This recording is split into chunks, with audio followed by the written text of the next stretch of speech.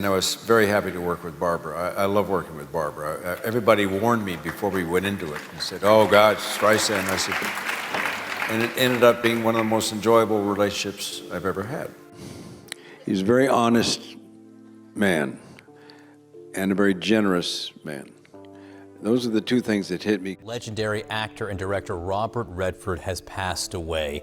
He was 89 years old. I don't want to be sitting in a rocking chair somewhere and go, oh, I should have, I could have. When Robert Redford's death at 89 was announced, Hollywood lost more than an actor. It lost the golden boy who defined an entire generation of cinema. His piercing blue eyes, rebellious spirit, and effortless charm made him the symbol of American storytelling.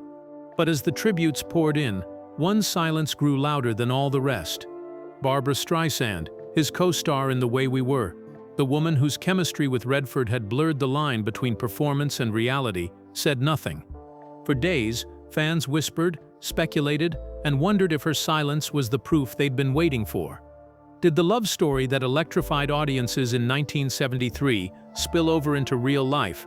When Streisand finally broke her silence, her words shattered decades of rumors and revealed truths no one expected. Long before Robert Redford became the face of American cinema, he was just Charles Robert Redford Jr., a restless boy growing up under the California sun in Santa Monica. Born on August 18, 1936, into a modest household, his beginnings were far from the glitz and glamour that would later define him. His family's roots stretched back to Irish, Scottish, and English immigrants who arrived in New York during the 1800s. His father, Charles Sr., was strict and pragmatic, working hard to provide. His mother, Martha, was the emotional heart of the family, protective, gentle, and endlessly supportive of Robert's artistic leanings.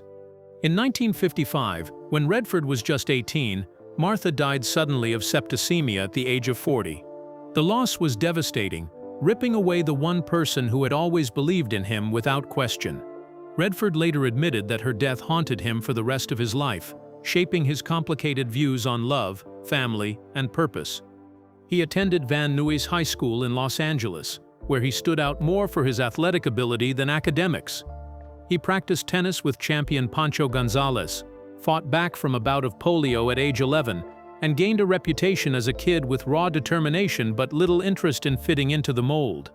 By 1954, he had scraped through to graduation and enrolled at the University of Colorado on a baseball scholarship. But Redford had demons he had not yet learned to tame. He fell into heavy drinking and reckless behavior that cost him both his scholarship and his place at the university.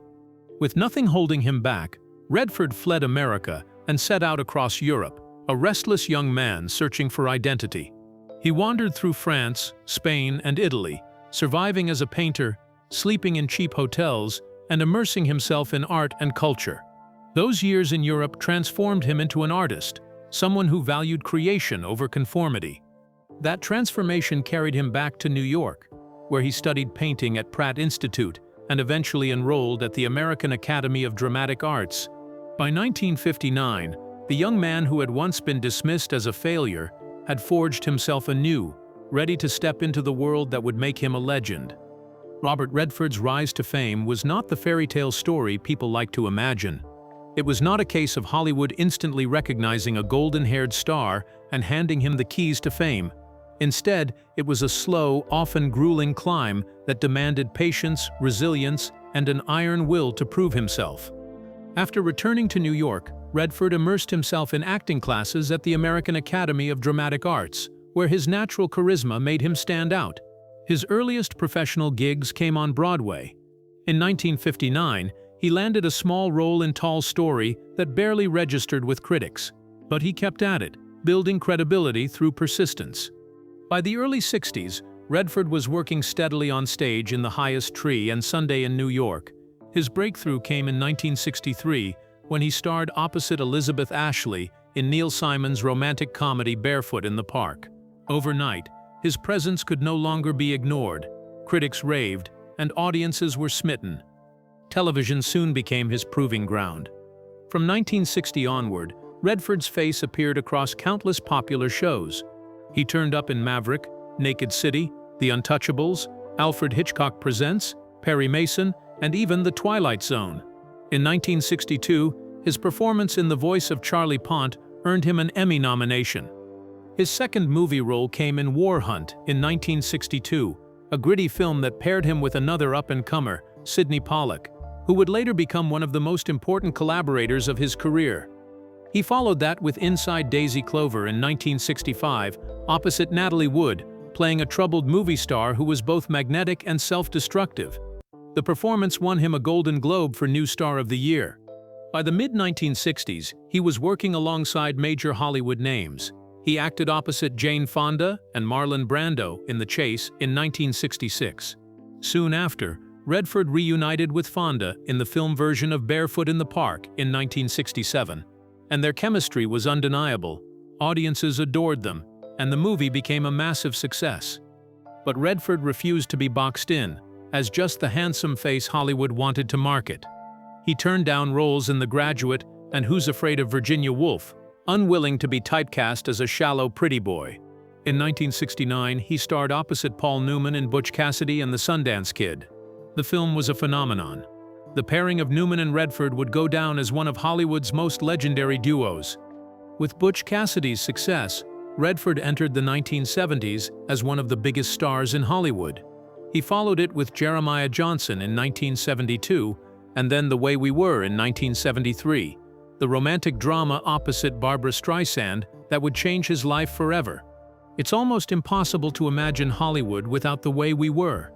The 1973 romantic drama has become one of the most enduring love stories in film history, and yet the movie that created one of cinema's most iconic pairings nearly never happened. Robert Redford wanted no part of it. From the beginning, the project was a passion piece for Barbra Streisand. Fresh off her success in Funny Girl and determined to prove herself as a serious actress, Streisand fell in love with the story of Katie Morosky, the outspoken political activist, and Hubble Gardner, the privileged, all-American writer. To her, the role of Hubble was perfect for Robert Redford. But when she approached him, Redford was blunt. He did not want the part. His objection was not about money or scheduling. Redford simply thought the character was weak. Hubble, he argued, was little more than a prop for Katie's story, shallow, underwritten, and overshadowed by Streisand's powerhouse role. For an actor who had already refused to be typecast as just another pretty face, the idea of playing a character whose primary function was to stand around and look good was insulting. But Streisand refused to give up. She begged director Sidney Pollack, who also happened to be one of Redford's closest friends, to intervene. Pollack agreed with Redford's criticism and brought in top screenwriters David Raphael and Alvin Sargent to rework the script. They toughened Hubble's character, gave him more depth, and created a sharper back-and-forth dynamic between him and Katie. Meanwhile, Streisand was in Africa filming Up the Sandbox when she got the news she'd been waiting for. A telegram arrived with just 2 words, Barbra Redford. Against all odds, he had agreed. His change of heart would alter the trajectory of both of their careers. Ironically, Redford's reluctance forced the creative team to dig deeper into the character of Hubble, which ultimately gave the film its emotional weight. Without his resistance, the movie that audiences came to know might never have existed. When The Way We Were premiered in 1973, the result was electric. Audiences were transfixed by the unlikely pairing of Streisand's sharp, politically charged Katie and Redford's golden, seemingly effortless Hubble. Their chemistry was so powerful that fans refused to believe it was just acting. The movie dominated the box office, earned 6 Academy Award nominations, and won for its unforgettable score and title song, sung by Streisand herself. She picked up a Golden Globe, 2 Grammys, and the film carved its place as one of the great romances of cinema. On the surface, The Way We Were looked like a dream pairing.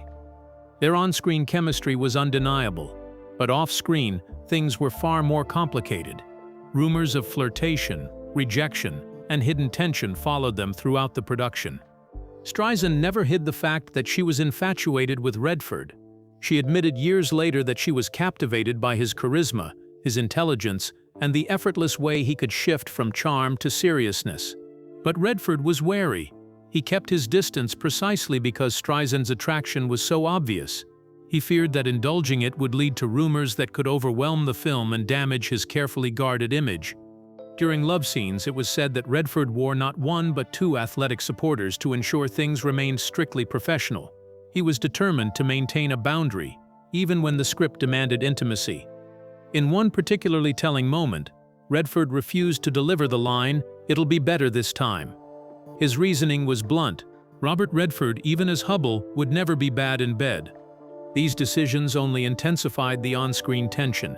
Streisand, pouring genuine feeling into her performance, came across as deeply in love. Redford, measured and restrained, created a sharp contrast. That push and pull between them became the film's greatest strength. Audiences interpreted the friction as passion, convinced the fire between them could not be faked. Decades later, Streisand's reflections offered more nuance. She spoke of how opposite they were. She, the city girl who thrived on intellectual debates and theater culture. He, the outdoorsman who came alive in wide-open spaces. He had allergies that kept him far from horses. She adored them. Their worlds could not have been more different, yet that divide only made their working relationship more intense. Every day on set, she said, was exciting, intense, and pure joy. But while Streisand's admiration was clear, the contradictions between what different co-stars said about him only added to Redford's mystique. He was a man who inspired passion and frustration in equal measure. That very tension fueled The Way We Were with a spark so raw that audiences still debate whether they were watching fiction or glimpses of something real. Robert Redford may have been known as Hollywood's golden boy, but behind the scenes, his relationships with leading ladies were far more complicated than his clean-cut image suggested. To the public, he was the dream co-star, but to the women who worked with him, Redford could be a paradox, both deeply charismatic and frustratingly distant. Jane Fonda, perhaps his most frequent screen partner, knew this duality better than most. They first paired up in Barefoot in the Park in 1967, and their chemistry was so effortless that audiences assumed they must have been close off-screen too. In reality, Fonda later admitted she was always a little in love with him, but their timing was never right. She also confessed something surprising. Redford, despite being one of the most romantic figures in cinema, did not like to kiss. She recalled how he often seemed moody, even withdrawn, and she sometimes blamed herself for his distance. Yet in the same breath, she called him a very good person and praised the ease of their professional partnership. Then came Meryl Streep, who brought her own perspective from their time filming Out of Africa in 1985. Streep admitted openly that she had a huge crush on Redford, especially after the now-famous river scene where he washed her hair while reciting poetry. She described the moment as a sex scene in its own way, confessing she did not want the day of shooting to end. Other leading ladies added their voices to the chorus of admiration. Demi Moore, who starred with him in Indecent Proposal in 1993, called him unforgettable. Michelle Pfeiffer, his co-star in Up Close and Personal in 1996, offered one of the most touching tributes after his death, writing, "Until we meet again, my friend." Yet admiration did not always mean working with him was easy. Streisand spoke about her infatuation, but also about the distance he insisted on maintaining. Fonda talked about his moods. Even Streep, who adored him, hinted at his reserved nature. Redford seemed determined to control not just his performances but also the narrative of his image. He knew how dangerous Hollywood gossip could be, and he refused to allow even the hint of scandal to attach itself to his name. That discipline created friction, but it also made him one of the most respected actors of his time. Behind the charm, the awards, and the iconic status, Robert Redford's private life told a story far more heartbreaking than fans ever realized. Unlike many Hollywood stars, Redford never leaned into scandal for publicity. He kept his personal world guarded, quiet, and fiercely private. In 1958, years before fame claimed him, Redford married Lola Van Wagenen, a history student he met while living in New York. The marriage was modest, quiet, and built on a foundation of shared dreams rather than red carpet glamour. But fate struck a brutal blow. Their first child, a son named Scott, died of sudden infant death syndrome at just 2.5 months old. The tragedy devastated them both. Redford rarely spoke about it publicly, but friends noted that the pain never left him. It became one of the defining losses of his life, one he carried quietly, even as the world celebrated his career. Despite the heartbreak, Redford and Lola went on to raise 3 more children: Shauna, James, and Amy. For years, Lola remained his anchor as his career exploded in the 1960s and 70s. Through Butch Cassidy and the Sundance Kid, The Sting, and The Way We Were, she was at his side, managing a family life far removed from the chaos of Hollywood. But the pressures of fame, the constant attention, and Redford's restless spirit eventually took their toll. After 27 years of marriage, they divorced in 1985. Remarkably, there was no bitterness, no public scandal. They parted ways quietly and respectfully. In 1996, his life changed when he met German multimedia artist Sibylle Sagars at his Sundance resort. Unlike others, she was not dazzled by his fame. Their bond grew out of shared passions: art, environmental activism, and a mutual understanding of how to live outside the glare of Hollywood. In 2009, they married in Hamburg, Germany, sealing a bond that endured until his final days. But even late in life, tragedy continued to shadow Redford. In 2020, his son James, a filmmaker and activist, died of cancer at the age of 58. For Redford, who had already endured the death of a child decades earlier, the loss was shattering.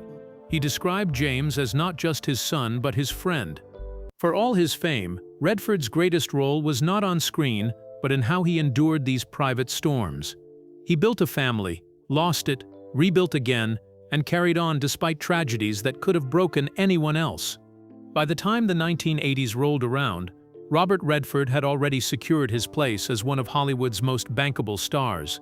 But unlike many actors who spend their entire careers chasing roles, Redford's ambitions were never limited to being in front of the camera. He had bigger visions that would redefine not only his career but the very landscape of American cinema. Redford made his directorial debut with Ordinary People in 1980, a quiet, devastating family drama that no one expected from the golden boy of Hollywood. It shocked critics with its emotional weight and immediately proved that Redford's talent went far beyond his looks. The film won 4 Academy Awards, including Best Picture, and Redford himself took home the Oscar for Best Director. But perhaps his greatest contribution came in 1981, when he founded the Sundance Institute in Utah. At the time, the independent film movement was struggling. Studios dominated distribution, and small, daring stories had little chance of reaching audiences. Redford envisioned a platform where emerging filmmakers could showcase their work without being crushed by the Hollywood system. What began as a small initiative blossomed into the Sundance Film Festival, which grew to become the most important indie film festival in the world.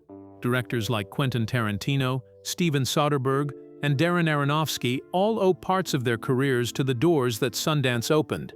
For Redford, this was more than just a side project. It was a revolution.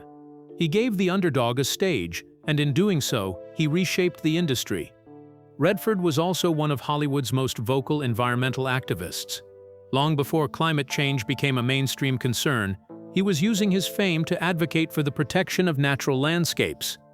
His love for the outdoors, forged during summers spent in Texas and later through his home in Utah, fueled his passion. He testified before Congress, narrated documentaries on conservation, and worked with organizations like the Natural Resources Defense Council. These commitments came at a price. Some in Hollywood thought he was wasting his time on activism and indie cinema, but Redford did not care. He never played the industry's game. He used his power and influence not to enrich himself, but to give opportunities to others and to raise awareness for causes larger than himself. By the time he retired from acting in 2018 with The Old Man and the Gun, Redford had built a career that no other actor of his generation could match. He was a movie star, yes, but he was also a director, producer, activist, and cultural force. He had lived through unimaginable personal losses yet still created institutions that would outlive him. When the news of Robert Redford's death at 89 broke, the tributes came pouring in from every corner of the world. Actors, directors, fans, and film historians all spoke of the man who had redefined Hollywood. But through it all, one voice was conspicuously absent. For days, Barbra Streisand said nothing. The silence was deafening, and it stirred a frenzy among fans who had spent decades convinced that her connection to Redford went far beyond the screen. People began to speculate that she was too grief-stricken to speak, or perhaps that her silence was its own tribute, a private acknowledgement of a bond the public would never fully understand. Then, finally, she broke the silence. On Instagram, Streisand posted a tribute that was raw, piercing, and more revealing than anyone expected. She described working with Redford on The Way We Were as exciting, intense, and pure joy, words that instantly reignited decades of speculation. She reflected on how different they were. Redford, the rugged outdoorsman who came alive in nature, and Streisand, the city girl who half-joked she was allergic to horses. Their personalities clashed in ways that mirrored Katie and Hubble, the characters they played. Yet it was precisely those differences, she admitted, that made their time together so electric. Her words painted a picture of a man she admired deeply, not just as a co-star but as a person. She called him charismatic, intelligent, and always interesting, and described him as one of the finest actors she had ever worked with.